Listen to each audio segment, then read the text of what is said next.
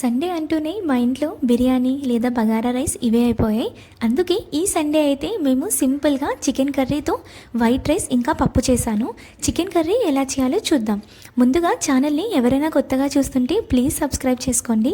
First అయితే నేను ఇక్కడ కడాయిలో కొంచెం ఆయిల్ వేసుకొని ధనియాలు, చెక్క, 2 లవంగాలు, ఎండు కొబ్బరి బాగా రోస్ట్ చేసుకొని పక్కన తీసుకొని పేస్ట్ లాగా గ్రైండ్ చేశాను. తర్వాత ఆయిల్ వేసుకొని ఆనియన్ వేసి కొంచెం కరివేపాకు, 2 పచ్చిమిర్చి స్ట్రైట్గా కట్ చేసుకొని వేసుకున్నాను. కొంచెం బ్రౌన్ షేడ్ వచ్చిన తర్వాత చికెన్ని బాగా వాష్ చేసుకొని అందులో వేసి సరిపడా ఉప్పు, పసుపు అయితే యాడ్ చేశాను. చికెన్లో నుంచి వాటర్ రిలీజ్ అయ్యేటప్పుడు సరిపడా కారం, ముందుగా గ్రైండ్ చేసిన పేస్ట్ వేసుకొని బాగా మిక్స్ చేయండి.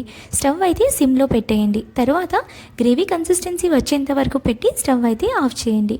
సో ఫైనలీ వేడి వేడి రైస్లో పప్పు ఇంకా చికెన్ కర్రీ ట్రై చేయండి. కాంబినేషన్ చాలా బాగుంటుంది. అంతే. వీడియో నచ్చితే ప్లీజ్ లైక్ చేయండి.